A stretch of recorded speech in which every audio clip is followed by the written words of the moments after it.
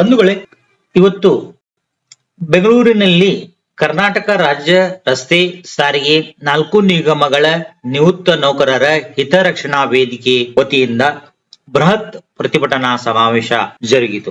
Freedom ಪಾರ್ಕಿನಲ್ಲಿ 3,000 ಜನಕ್ಕಿಂತ ಹೆಚ್ಚು ಜನ ಸಾರಿಗೆ ನೌಕರರು ಇದರ ನೇತೃತ್ವವನ್ನ ಮಹಾಮಂಡಳದ ಪ್ರಧಾನ ಕಾರ್ಯದರ್ಶಿಯಾದ ಅರಸು ಅವರು ವಹಿಸಿಕೊಂಡಿದ್ದರು. ಅನೇಕ ಗಣ್ಯರು ಈ ಪ್ರತಿಭಟನಾ ಸಮಾವೇಶದಲ್ಲಿ 38 ತಿಂಗಳ ಬಾಕಿಗಾಗಿ ಒತ್ತಾಯಿಸಿ ಸರ್ಕಾರವನ್ನ ಒತ್ತಾಯಿಸಿದ 1/1/2020 ದಿನಾಂಕ 28/2/2023 ನಿವೃತ್ತರಾದ ನೌಕರರಿಗೆ 38 ತಿಂಗಳ ಬಾಕಿ ಬರಬೇಕಾಗಿದೆ ಮತ್ತು ಸಂವಿಧಾನದತ್ತ ಹಕ್ಕುಗಳ ಸಂರಕ್ಷಣೆಗಾಗಿ ಸರ್ಕಾರವನ್ನ ಈ ಸಂದರ್ಭದಲ್ಲಿ ಸಾರಿಗೆ ನೌಕರರು ಭಾಗವಹಿಸಿ ಮತ್ತು ನಿವೃತ್ತಿ ನೌಕರರು ಎಲ್ಲರೂ ಸರ್ಕಾರವನ್ನ ಒತ್ತಾಯಿಸಿ ತಮ್ಮ ಪ್ರತಿಭಟನಾವನ್ನು ನನ್ನ ವಿಡಿಯೋಗೆ ತಮ್ಮ ಒಂದು ಲೈಕ್ ಕೊಡಿ ದಯಮಾಡಿ. ಪ್ರತಿ ಡಿಪೋದಲ್ಲಿ ಇವನ್ನೆಲ್ಲ ಕಂಪ್ಲೇಂಟ್ ಹಂಚಿ ಪ್ರತಿಯೊಬ್ಬ ನಿವೃತ್ತ ನೌಕರನಿಗೆ ನಿಮ್ಮ 38 ತಿಂಗಳ ಅರಿಯರ್ಸ ಬರಬೇಕಾದವರು ಈ ಸಭೆಗೆ ಆಹ್ವಾನ ಮಾಡಿದ್ದೇವೆ. ನಮ್ಮ ನಿವೃತ್ತ ನೌಕರರು ಕನಿಷ್ಠ 2000 ಜನವರಿ 20ರಿಂದ ಡಿಸೆಂಬರ್ 25ರವರೆಗೆ ನಿವೃತ್ತಿ ಆದ ನೌಕರರಿಗೆ ಪ್ರತಿಯೊಬ್ಬರಿಗೆ ಬರಬೇಕು, ಅರಿಯರ್ಸ್ ಬರಬೇಕು. ನಾವು 25,000 ನೌಕರರಿದ್ದೇವೆ. ನಿವೃತ್ತ ನೌಕರರು 25,000 ತಂದುಕೊಟ್ಟಿದ್ರು. ನಾವು 2023 ಫೆಬ್ರವರಿ 20ರಲ್ಲಿ ಇಲ್ಲೇ ಫ್ರೀಡಂ ಪಾರ್ಕ್ ಅಲ್ಲಿ ಕನಿಷ್ಠ 1,200 ಜನ ಸೇರಿ ನಮಗೆ ಬರಬೇಕಾದಂತ ವೇತನ ಪರಿಷ್ಕರಣೆ 17% 3 ಸಲ ಇಲ್ಲೇ ಧರಣಿ ಸತ್ಯಾಗ್ರಹನ ಹಮ್ಮಿಕೊಂಡಾಗ ಅದಕ್ಕೆ ಒಪ್ಕೊಂಡ್ರು. ನೀವು ನ್ಯಾಯಯುತವಾಗಿ ನೀವು ಕೇಳೋದು ನ್ಯಾಯಯುತವಾಗ್ಯದ, ನೀವು ಕೋರ್ಟ್ ಹೋದ್ರು ಸತ ನಿಮ್ಮಂಗಾಗ್ತದ. ನಾನು ಸಾರಿಗೆ ಮಂತ್ರಿಗಳು ಹೇಳಿದ್ದೀನಿ ಮತ್ತು ಮುಖ್ಯಮಂತ್ರಿಗಳು ಹೇಳಿದ್ದೀನಿ. ನಾನು ಇದನ್ನ ಒಂದು ಮೀಟಿಂಗ್ ಮಾಡಿ ಎಲ್ಲ 4 ನಿಗಮಗಳ ಅಧ್ಯಕ್ಷರು ಮತ್ತು MD ಕರೆದು ನಾವು ಮೀಟಿಂಗ್ ಮಾಡಿ ಇದನ್ನ ಪ್ರೊಸೆಸ್ ಇದು ಮಾಡ್ಕೊಳ್ತೀವಿ. ಆಮೇಲೆ ಇದನ್ನ ನಿಮ್ಗೆ 220 ಕೋಟಿ ಸೆಂಕ್ಷನ್ ಮಾಡ್ತೀವಿ ಅಂತ ಹೇಳಿದ್ರು. 3 ತಿಂಗಳ ತಡವಾಗಿ ಮೀಟಿಂಗ್ ಕರೆದ್ರು. ಆಮೇಲೆ ನಾವು ಡಿಸೆಂಬರ್ 26ರಲ್ಲಿ ಪ್ರತಿಯೊಬ್ಬ ನಿವೃತ್ತಿ ನೌಕರನಿಗೆ 1 ಲಕ್ಷದಿಂದ 3 ಲಕ್ಷ ತನಕ ಅರಿಯರ್ಸ್ ಬಂದಿದೆ. ಪ್ರತಿಯೊಬ್ಬ ನಿವೃತ್ತಿ ನೌಕರನು ಅರಿಯರ್ಸ್ ಅಂತಾನೆ. ಆದ್ರೆ ಹೋರಾಟ ಮಾಡೋದು 4 ಕಡೆ ಭಾಗ. ನಿವೃತ್ತಿ ನೌಕರ 100ರಷ್ಟು ನೋವು ಬರೋರೆ ಯಾರು ಈ ಹೋರಾಟಕ್ಕೆ ಬರೋದಿಲ್ಲ. ಈಗ ನನ್ನ ಬೇವಿನ ಕಟ್ಟಿಗೆ ಆಗಂದ್ರೆ ನನಗೆ ಬಂದೇ ಬರ್ತೈತೆ ಅಂತ ಜನ ಜಾಸ್ತಿ ಐತಿ. ಪ್ರತಿಯೊಬ್ಬ ನೌಕರ ಈ ಹೋರಾಟದಲ್ಲಿ ಭಾಗವಹಿಸಿದ್ರೆ ಮಾತ್ರ ನಮ್ಮ ಬೇಡಿಕೆ ಈಡೇರ್ತದೆ ಅಂತೇಳಿ ನಿಮ್ಮೆಲ್ಲರ ಪರವಾಗಿ ಇನ್ನೂ ಉಳಿದ ನೌಕರರಿಗೆ ನಾನು ಅವ್ರಿಗೆ ಕ್ಷಮಾಗ್ರಹ ಆಗ್ತಾನೆ. ದಯವಿಟ್ಟು ಎಲ್ಲರೂ ಭಾಗವಹಿಸಬೇಕಂತೇಳಿ ನನ್ನಲ್ಲಿ ವಿನಂತಿ ಅದ. ಮತ್ತು ನಿವೃತ್ತಿ ನೌಕರರು ಹೆಚ್ಚಿನ ಸಂಖ್ಯೆಯಲ್ಲಿ ಬಂದಿರಿ, ನಮಗೆ ಬಹಳ ಸಂತೋಷ ಆಗ್ಯದ. ನಾವು ನಿರೀಕ್ಷೆ ಮಾಡಿದ್ವಿ ಕನಿಷ್ಠ 800 ಜನ ಬರ್ತದೆ ಅಂತೇಳಿ. ಹೆಚ್ಚು ಈ 1000 ಅಲ್ಲ 1200ಕ್ಕಿಂತ ಹೆಚ್ಚು ಜನ ಬಂದಿರಿ, ಬಹಳ ಸಂತೋಷ ಆಗ್ಯದ. ಇದೇ ರೀತಿ ಮುಂದೂರು ಸಹಿತ ನಮ್ಮ ಹೋರಾಟ ನಮ್ಮ ಅರಿಯರ್ಸ್ ಬರೋ ತನಕನೂ ಇದು ಮುಂದುವರ್ಸೋಣ, ಬಿಡೋದು ಬೇಡ. ಇನ್ನೂ ತಮ್ಮ ಸ್ನೇಹಿತರು ಕರ್ಕೊಂಡು ಹೆಚ್ಚಿನ ಸಂಖ್ಯೆಯಲ್ಲಿ ಭಾಗವಹಿಸ್ರಿ ಅಂತೇಳಿ ನಿಮ್ಮಲ್ಲಿ ಮನವಿ ಮಾಡ್ಕೊತೀರಿ. ಹಾಗೂ ಇವತ್ತಿನ 80ರಿಂದ 88ರವರೆಗೆ ನಾವು ಅಟೆಂಡ್ ಮಾಡಿದ್ವಿ. ನಾವು ವರ್ಷಗಳ ಸಮಯಕ್ಕೆ ಕುಳಿತು ಮಾತುಕತೆ ಮಾಡಿ ಸೇನ್ ಹಾಕಿ ಸೀಟರ್ ಹಾಕಿ ಸೇರ್ ಮಾಡ್ತಾ ಇದ್ವಿ. ಅವತ್ತು ಕೈಗಾರಿಕಾ ವಿವಾದದ ಕಾಯ್ದೆ ಅಡಿಯಲ್ಲಿ ನಾವು ಏನಾದ್ರೂ 4 ವರ್ಷಕ್ಕೆ ಒಪ್ಪಂದಕ್ಕೆ ಸಹಿ ಹಾಕದೆ ಹೋಗಿದ್ದ ಪಕ್ಷದಲ್ಲಿ, ಆ ಒಪ್ಪಂದ ಆಗಿದ್ದ ಪಕ್ಷದಲ್ಲಿ ಇವತ್ತು 1,15,000 ಕಾರ್ಮಿಕರು ನಮಗೆ 4 ವರ್ಷದ ಒಪ್ಪಂದ ಮಾಡಿ ಅಂತ ಕೇಳಲಿಕ್ಕೆ ನಮಗೆ ಯಾರಿಗೂ ಅಧಿಕಾರವೇ ಇರ್ತಿಲ್ಲ. ಅಧಿಕಾರ ಕಲ್ಪಿಸಿದ ಯಾತಕ್ಕಂದ್ರೆ ಅವತ್ತು ನಾವೇನು ಇವತ್ತು ಕೈಗಾರಿಕಾ ಒಪ್ಪಂದ ಮಾಡಿದ್ವಿ ಕಾನೂನಿನ ಅಡಿಯಲ್ಲಿ ಸಂವಿಧಾನ ಬದ್ಧವಾಗಿ ಏನೇನ ಮಾಡಿದ್ವಿ. ನೀವು ಕರಪತ್ರ ನೋಡಿ, ಮೊದಲು ನಾನು ಹಾಕಿರೋ ಕರಪತ್ರದಲ್ಲಿ ಮೊದಲನೇ ಹೆಡಿಂಗ್ ಮಾಡಿದ್ದೀರಾ? ಏನ್ ಹಾಕಿದ್ದೀನಿ ಓದಿದ್ದೀರಾ? ಇಲ್ಲ, ಕಮಿಷನರ್ ಕಾಣುತ್ತೆ. ಕೇವಲ 38 ತಿಂಗಳ ವೇತನ ಬಾಕಿ ಕೊಡಿ ಅಂತ ಹಾಕಿಲ್ಲ. ಮುಂದೆ ಬಂದು ಸೆಂಟೆನ್ಸ್ ಸೇರಿಸಿ ನೋಡಿ. ಸಂವಿಧಾನಬದ್ಧವಾದಂತ ಹಕ್ಕುಗಳ ಸಂರಕ್ಷಣೆಗಾಗಿ ನಿಮಗಿರೋದು ಸಂವಿಧಾನಬದ್ಧವಾದಂತ ಹಕ್ಕುಗಳು. ಆ ಸಂವಿಧಾನಬದ್ಧವಾದ ಹಕ್ಕುಗಳು ಯಾವ ಕಾರಣಕ್ಕೂ ನಾವು ಬಿಟ್ಕೊಳ್ಳೋಕೆ ಆಗೋದಿಲ್ಲ. ಒಬ್ಬ ಕಾರ್ಮಿಕ ಆಗಿರ್ಲಿ, ಒಬ್ಬ ಪ್ರಜೆನೇ ಆಗಿರ್ಲಿ, ಒಬ್ಬ ಪ್ರಜೆಗೂ ಕೂಡ ನಾವು ಅದಕ್ಕೆ ಕೇಳುವಂತ ಹಕ್ಕು ನಮಗಿದೆ. ಇದೆ ಅಲ್ವಾ? ಕೈಗಾರಿಕಾ ಒಪ್ಪಂದ 4 ವರ್ಷದ ಒಪ್ಪಂದವನ್ನ ಉಲ್ಲಂಘನೆ ಮಾಡೋದಕ್ಕೆ ಯಾರಿಗೆ ಅಧಿಕಾರ ಇದೆ? ನಮಗೆ ಇರೋದು. ಸರ್ಕಾರಕ್ಕೂ ಇಲ್ಲ ಅಥವಾ ಆಡಳಿತ ವರ್ಗಕ್ಕೂ ಇಲ್ಲ. ಆ ಒಪ್ಪಂದವನ್ನ ಬದಲಾವಣೆ ಮಾಡುವಂತಹ ಅಧಿಕಾರ ಇರೋದು ಇನ್ನೊಂದು ಒಪ್ಪಂದಕ್ಕೆ. ಇನ್ನೊಂದು ಒಪ್ಪಂದ ಯಾರು ಮಾಡ್ಬೇಕು? ಅದನ್ನ ನಾವು ಮಾಡ್ಬೇಕು, ಕಾರ್ಮಿಕರು ಮಾಡ್ಬೇಕು. ನಾವು ಒಪ್ಕೊಂಡಿದ್ದೀವಿ 5 ವರ್ಷಕ್ಕೆ ಮಾಡ್ತೀವಿ, 14 ತಿಂಗಳು ಮಾತ್ರ ನಾನು ಅಡ್ರೆಸ್ ಕೊಡ್ತೀನಿ ಅಂತ ಸರ್ಕಾರ ಹೇಳೋದಕ್ಕೆ ಅವ್ರಿಗೆ ಅಧಿಕಾರ ಇದೆ.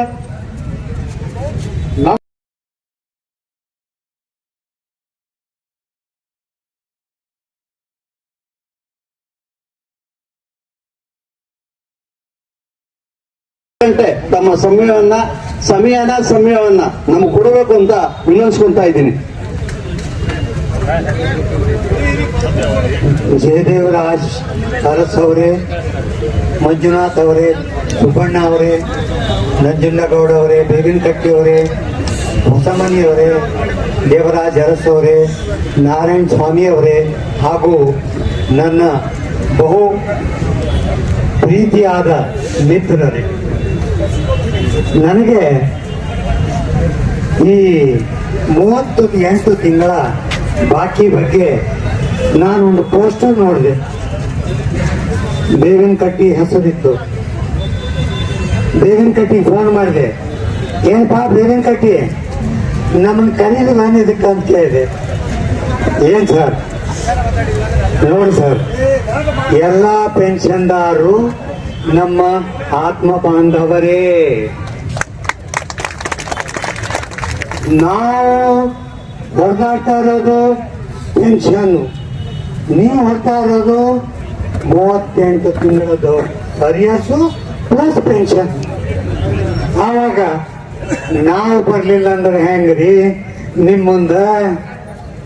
3 ಗಂಟೆ 3 ವರ್ಷನೇ ಕಳೆದಿದ್ದೀವಿ ಅಂತ 3 ಗಂಟೆ ಕಳೆಯೋದಕ್ಕೆ ಏನು ಯಾವುದೇ ರೀತಿ ಅಸಮಾಧಾನ ಪಡೋದು ಏನು ಮಾಡ್ಬಿಡಿ. ಅವರು ರಾಷ್ಟ್ರ ಮಟ್ಟದ ನಾಯಕರು, ಅವ್ರಿಗೆ ಗೌರವ ಕೊಟ್ಟು ಅವರ ಮಾತುಗಳನ್ನ ಕೇಳೋದನ್ನ ದಯವಿಟ್ಟು ಮಾಡಿ. ಇವತ್ತಿನ ದಿವಸ ನಮ್ಮ ನ್ಯಾಷನಲ್ ಎಜುಕೇಶನ್ ಕಮಿಟಿಯಿಂದ ಇದು ಏನು ಇವತ್ತು ಹೋರಾಟ ಮಾಡ್ತಾ ಇದ್ದೀರಾ, ನಮ್ಮ ಸಂಪೂರ್ಣ ಬೆಂಬಲವಿದೆ. ನಮ್ಮ 26 ಡಿಸ್ಟಿಕ್ ಇಂದ ನಮ್ಮ ಜನರು ಬಂದಿದ್ದಾರೆ ಇಲ್ಲಿ. ಅವರಿಗೆ ನಾನು ಹೃತ್ಪೂರ್ವಕ ವಂದನೆಗಳನ್ನು ಹೇಳ್ತೀನಿ. ನಮ್ಮ ಜೀವನ ಹಿಂಗಾಗ್ಬಿಟ್ಟದ, ರಿಟೈರ್ಮೆಂಟ್ ಆದ್ಮೇಲೆ ಕಾಲ್ ಕಸ. ಯಾರು ನಮಗೆ ಮರ್ಯಾದೆ ಕೊಡ್ತಾ ಇಲ್ಲ. ನನ್ಗೆ ಗೊತ್ತಿದೆ KSRTC ಯಾವ ತರದ ಸರ್ವಿಸ್ ಮಾಡ್ಯದ. ನಾನು ಚಿಕ್ಕವನಿದ್ದಾಗ ಎಷ್ಟು ಬಸ್ಸುಗಳಿದ್ವು, ಎಷ್ಟು ಕಂಡಕ್ಟರ್ ಇದ್ರು, ಎಷ್ಟು ಡ್ರೈವರ್ ಇದ್ರು, ರಾತ್ರಿ ಹಗಲು ಬಸ್ಸುಗಳು ನಡೆಸ್ತಾ ಇದ್ರು. ಅವ್ರಿಗೂ ಕೇರ್ ಮಾಡಲ್ವಾ? ಇವತ್ತಿನ ದಿವಸ ನಮ್ಮ ನಂಜನಗೌಡರು ಎಷ್ಟು ರೀಜನಲ್ ಆಫೀಸ್ಗಳಾಗಿದೆ, ಎಷ್ಟು ಭಾಗಗಳಾಗಿದೆ. ಇಷ್ಟಾಗಲಿಕ್ಕೆ ಕಾರಣ ನೀನೇ ಹೊರತು ಬೇರೆ ಯಾರಲ್ಲ. ಅವಾಗೆಲ್ಲ 24 ಅವರ್ಸ್ ಡ್ಯೂಟಿ. ಆ ಡ್ರೈವರ್ ರಾತ್ರಿ ಹಗಲು ಬಸ್ ನಡೆಸೋನೆ. ನಮ್ಮ ಕುಲಕರ್ಣಿ ಹೇಳಿದ್ರು, ನಮ್ಮ ನರಗುಂದವ್ರು ಹೇಳಿದ್ರು ಏನಾಗ್ತಿತ್ತು ಅಂತೇಳಿ. ಇವೆಲ್ಲ ಹಿರಿಯ ನೌಕರರಾಗಿದ್ಮೇಲೆ ಗೊತ್ತಾ ಇದೆ. 30-35 ವರ್ಷಗಳ ಕಾಲ ನೀವು ಸೇವೆಯನ್ನು ಮಾಡಿದ್ದೀರಿ. ಮೊದಲು ಹೇಗೆ ಅಗ್ರಿಮೆಂಟ್ ಆಗ್ತಾ ಇತ್ತು, ಹೇಗೆ ನಿಮ್ಗೆ ಸೇವಾ ಸೌಲಭ್ಯಗಳನ್ನ ಕೊಡ್ತಾ ಇದ್ರು, ಏನೇ ಸೌಲಭ್ಯಗಳನ್ನ ನೀವು ತೆಗೆದುಕೊಂಡಿದ್ದೀರಿ ಅಂತೇಳಿ ನಾನು ಮತ್ತೆ ರಿಪೀಟ್ ಮಾಡಕ್ ಹೋಗಲ್ಲ. ಇವತ್ತು ಡಿಎ ಕೊಡಿ, ಪಾಸ್ ಕೊಡಿ, ಅದು ಕೊಡಿ, ಇದು ಕೊಡಿ ಅಂತ ಏನೆಲ್ಲ ಸಾಗರು ಕೇಳ್ತಾ ಇದ್ದಾರೆ. ಅದೆಲ್ಲ ಕೇಳಲಿಕ್ಕೆ ಅವಕಾಶ ಮಾಡಿಕೊಟ್ಟಿದ್ದು ನಮ್ಮ ಮಹಾಮಂತ್ರಿ 57ರಿಂದ 88ವರೆಗೆ ಏನು 10 ಕೈಗಾರಿಕಾ ಒಪ್ಪಂದಗಳನ್ನ ನಾವು ಮಾಡಿದ್ವಿ. ಅದರ ಬುನಾದಿಯ ಮೇಲೆ ಇವತ್ತು ನಾವು ಕೇಳ್ತಾ ಇರೋದು. ಆ ಬುನಾದಿ ಅಥವಾ ನಿಮ್ಮ ಫೌಂಡೇಶನ್ ಇಲ್ಲದೆ ಹೋಗಿದ್ರೆ ಇವತ್ತು ಇಲ್ಲಿ ಕೂತ್ಕೊಂಡು ನೀವು ಹರಿಹರಿಸ್ಕೊಡಿ, 4 ವರ್ಷದ ಒಪ್ಪಂದ ಮಾಡಿ ನಾವು ಒಪ್ಪೋದಿಲ್ಲ ಅನ್ನೋದಕ್ಕೆ ಅವಕಾಶ ಇರ್ತಿರ್ಲಿಲ್ಲ. ಇರ್ತಿತ್ತ? ಎಲ್ಲಿರ್ತಿತ್ತು? 57ರಿಂದ 87 3 ವರ್ಷಕ್ಕೆ ಬರ್ತಾ 73 ವರ್ಷಕ್ಕೆ ಬರ್ತಾ ಇದ್ವಿ. ಅಗ್ರಿಮೆಂಟ್ ಹೆಂಗ್ ಮಾಡ್ತಾ ಇದ್ವಿ? ನಾವು ಕುಳಿತು ಅಗ್ರಿಮೆಂಟ್ ಮಾಡಿ ದಸೆ ಹಾಕಿ ಸಿಗ್ನೇಚರ್ ಹಾಕಿ ಅಗ್ರಿಮೆಂಟ್ ಮಾಡ್ತಾ ಇದ್ವಿ. 80ರಿಂದ ಈಚೆ 88ರವರೆಗೆ ನಾವು ಅಗ್ರಿಮೆಂಟ್ ಮಾಡಿದ್ವಿ. ನಾವು ವರ್ಷಗಳ ಸಂಬಂಧ ಕುಳಿತು ಮಾತುಕತೆ ಮಾಡಿ ಸೇನೆ ಹಾಕಿ ಸಿಗ್ನೇಚರ್ ಹಾಕಿ ಸೇರ್ ಮಾಡ್ತಾ ಇದ್ದಿದ್ದು. ಅವತ್ತು ಕೈಗಾರಿಕಾ ವಾದದ ಕಾಯ್ದೆ ಅಡಿಯಲ್ಲಿ ನಾವು ಏನಾದ್ರೂ 4 ವರ್ಷಕ್ಕೆ ಒಪ್ಪಂದಕ್ಕೆ ಸಹಿ ಹಾಕದೆ ಹೋಗಿದ್ದ ಪಕ್ಷದಲ್ಲಿ, ಆ ಒಪ್ಪಂದ ಆಗಿದ್ದ ಪಕ್ಷದಲ್ಲಿ ಇವತ್ತು 1,15,000 ಕಾರ್ಮಿಕರು ನಮಗೆ 4 ವರ್ಷದ ಒಪ್ಪಂದ ಮಾಡಿ ಅಂತ ಕೇಳಲಿಕ್ಕೆ ನಮಗೆ ಯಾರಿಗೂ ಅಧಿಕಾರವೇ ಇರ್ತಿರ್ಲಿಲ್ಲ. ಅಧಿಕಾರ ಕಲ್ಪಿಸಿದ ಯಾತಕ್ಕಂದ್ರೆ ಅವತ್ತು ನಾವೇನು ಇವತ್ತು ಕೈಗಾರಿಕಾ ಒಪ್ಪಂದ ಮಾಡಿದ್ವಿ ಕಾನೂನಿನ ಅಡಿಯಲ್ಲಿ ಸಂವಿಧಾನ ಬದ್ಧವಾಗಿ ಏನೇನ ಮಾಡಿದ್ವಿ. ನೀವು ಕರಪತ್ರ ನೋಡಿ, ಮೊದಲು ನಾನು ಹಾಕಿರೋ ಕರಪತ್ರದಲ್ಲಿ ಮೊದಲನೇ ಹೆಡಿಂಗ್ ನೋಡಿದ್ದೀರಾ? ಏನ್ ಹಾಕಿದ್ದೀನಿ ಓದಿದ್ದೀರಾ? ಇಲ್ಲ, ಗಮನಿಸಲ ಕಾಣುತ್ತೆ.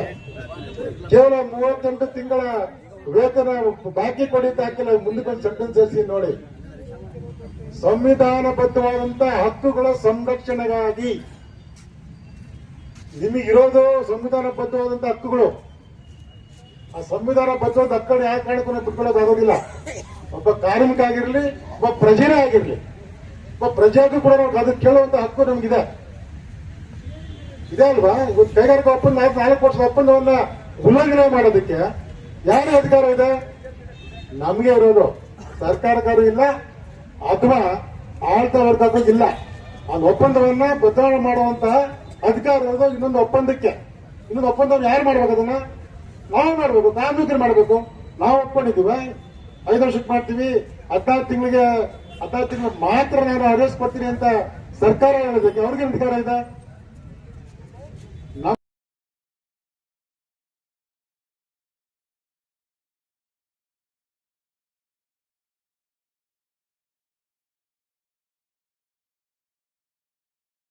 ಮಾತನ್ನು ನಾನು ಈ ತುಂಬಿ ಸಭೆಯಲ್ಲಿ ಹೇಳ್ತಾ ಇದ್ದೀನಿ ಸ್ನೇಹಿತರೆ. ಯಾಕೆ ಅಂತ ಅಂದ್ರೆ, ಕಾರ್ಮಿಕರು ನಾವು ಈ ನಾಡಿನ ಜನರ ಸೇವೆ ಮಾಡಿದ್ದೇವೆ. ನೀವು ಹಲವಾರು ಯೋಜನೆಗಳನ್ನ ಆಯೋಜಿಸಿದ್ದೀರಾ.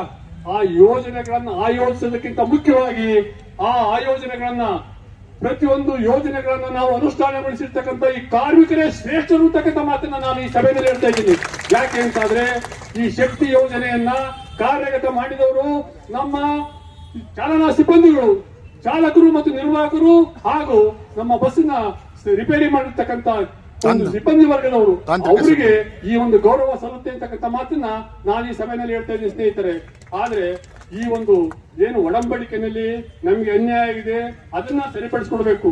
ಜೊತೆಗೆ 2020 ನಂತರ ನಿವೃತ್ತರಾಗಿರ್ತಕ್ಕಂಥ ನೌಕರರಿಗೆ ಕೊಡಬೇಕಾಗಿರ್ತಕ್ಕಂಥ 38 ತಿಂಗಳ ವೇತನವನ್ನು ಅವರು ಕೊಡಲೇಬೇಕು. ಯಾವುದೇ ಕಾರಣದಿಂದಲೂ ಅವರು ತಪ್ಪಿಸಕ್ಕೆ ಸಾಧ್ಯ ಇಲ್ಲ. ಕೇವಲ ಎಸ್ಮಾರ್ಟ್ ನ ಅವರು ಜಾರಿ ಮಾಡಿದ ಕ್ಷಣಕ್ಕೆ ಅವರು ನಾವೆಲ್ಲವನ್ನು ಜಯಿಸ್ತೀವಿ ಅಂತ ತಿಳ್ಕೊಂಡಿದ್ರೆ ಅದು ತಪ್ಪು. ಅದು ಎಸ್ಮಾರ್ಟ್ ಗೆ ನಾವ್ಯಾರು ಎದುರಲ್ಲ. ಎಸ್ಮಾರ್ಟ್ ನ ನೀವು ಜಾರಿ ಮಾಡಿ ಕೋರ್ಟ್ ಸ್ಟೇ ತರಬಹುದು. ಆದ್ರೆ ನಾವು 1,25,000 ಜನ ಕಾರ್ಮಿಕರು ನಾವು ಬೀದಿಗಿಳಿದ್ರೆ ಪರಿಸ್ಥಿತಿ, ಕರ್ನಾಟಕದ ಪರಿಸ್ಥಿತಿ ಏನಾಗುತ್ತೆ, ಈ ರಾಜ್ಯದ ಪರಿಸ್ಥಿತಿ ಏನಾಗುತ್ತೆ, ಅದನ್ನ ಅರ್ಥ ಮಾಡ್ಕೋಬೇಕು. ಇದೆಲ್ಲವೂ ಕೂಡ ಈ ಒಂದು ಮಾಧ್ಯಮದಲ್ಲಿ ಇವತ್ತಿನ ಒಂದು ಏನು ಪ್ರತಿಭಟನೆ ಏನಿದೆ, ಈ ಪ್ರತಿಭಟನೆಯನ್ನ ಈಗಾಗಲೇ ಕಾರ್ಮಿಕ ಮುಖಂಡರು ಪತ್ರಿಕಾಗೋಷ್ಠಿಯಲ್ಲಿ ಮಾತನಾಡಿದರೆ ಕಾರ್ಮಿಕರಿಗೆ ಆಗಿರ್ತಕ್ಕಂಥ ಅನ್ಯಾಯ ಮತ್ತು ನೋವಿನ ಬಗ್ಗೆ ತಮ್ಮ ಎಲ್ಲ ಅಳದನ್ನ ತೋಡ್ಕೊಂಡಿದ್ದಾರೆ ಸ್ನೇಹಿತರೆ. ಆದ್ರಿಂದ ಸ್ನೇಹಿತರೆ, ನಮ್ದು ಕೂಡ ಕೆಎಸ್ಆರ್ಟಿಸಿ ನಿವೃತ್ತ ನೌಕರರ ಸಂಘಟನೆ ವತಿಯಿಂದ ನಾನು ಕರೆ ಕೊಡ್ತಾ ಇದ್ದೀನಿ. ನಿಮ್ಮ ಯಾವುದೇ ಕಾರ್ಯಕ್ರಮ ಇರಲಿ, ನಾವು ಪ್ರಪ್ರಥಮವಾಗಿ ಬಂದು ನಿಮ್ಮ ಕಾರ್ಯಕ್ರಮವನ್ನು ಯಶಸ್ವಿಗೊಳಿಸ್ತೇವೆ. ನಮ್ಮ ಸಂಘಟನೆ ಅತ್ಯಂತ ಬೆಂಗಳೂರಿನಲ್ಲಿ ಕರ್ನಾಟಕದಾದ್ಯಂತ ಬಲಿಷ್ಠವಾಗಿದೆ.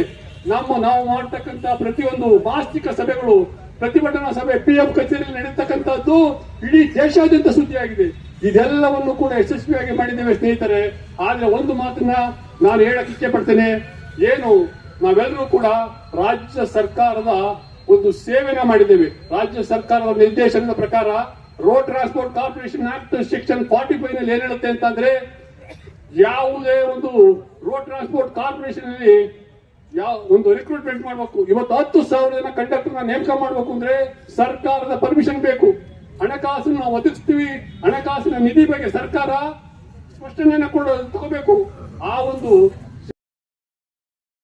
ಸೆಕ್ಷನ್ 45 ಪ್ರಕಾರ ನಮ್ಮ ಒಂದು ಪ್ರತಿಯೊಂದು ಹಣಕಾಸು ಈಗ ಒಂದು ವೇಳೆ ನಮ್ಮ ಪ್ರಯಾಣ ದರನ ಹೆಚ್ಚು ಮಾಡಕ್ಕೆ ನಾವು ಏಕಪಕ್ಷೀಯವಾಗಿ ನಮ್ಮ ಸಂಸ್ಥೆಯಿಂದ ಮಾಡ್ಲಿಕ್ಕೆ ಸಾಧ್ಯ ಇಲ್ಲ.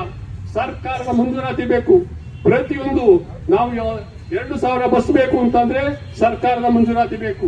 ಸರ್ಕಾರದ ಒಡೆತನದಲ್ಲಿ ನಡೀತಕ್ಕಂತ ಕಾರ್ಮಿಕ ಸಂಘಟನೆಗಳಿಗೆ ಇವತ್ತು ಸರ್ಕಾರ ಮೋಸ ಮಾಡಿದ್ದಾರೆ, ಅನ್ಯಾಯ ಮಾಡಿದ್ದಾರೆ.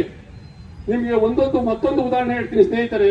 ಈ ನಿವೃತ್ತ ಕಾರ್ಮಿಕರ ಬಗ್ಗೆ ಹೇಳ್ಬೇಕು ಅಂತಂದ್ರೆ ತೆಲಂಗಾಣ ಸರ್ಕಾರದಲ್ಲಿ, ಯಾಕೆಂದ್ರೆ ಇಡೀ ದೇಶಕ್ಕೆ ಗೊತ್ತು ನಿವೃತ್ತ ನೌಕರರಿಗೆ ಕೊಡ್ತಕ್ಕಂತ 1,000, 2,000, 3,000 ಪೆನ್ಷನ್ ಅಂತ ಹೇಳಿ. ಆದ್ರೆ ನಾವು ಮಾಡಿರ್ತಕ್ಕಂತ ಸೇವೆ ಈ ರಾಜ್ಯದ ಜನತೆಯ ಸೇವೆ ಮಾಡಿದ್ದೇವೆ. ತೆಲಂಗಾಣ ಸರ್ಕಾರ ನಮಗೆ ಬರ್ತಕ್ಕಂತ 2,000 ರೂಪಾಯಿಗೆ ಪ್ಲಸ್ 3,000 ಸೇರಿ 5,000 ರೂಪಾಯಿ ಕೊಡ್ತಾ ಇದ್ದಾರೆ. ಹರಿಯಾಣದಲ್ಲಿ 3,000 ರೂಪಾಯಿ ಕೊಡ್ತಾ ಇದ್ದಾರೆ. ವೆಸ್ಟ್ ಬೆಂಗಾಳದಲ್ಲಿ 3,000 ರೂಪಾಯಿ ಕೊಡ್ತಾರೆ. ರಾಜ್ಯ ಸರ್ಕಾರ ಕಣ್ಮುಚ್ಚಿ ಕೂತಿದೆ.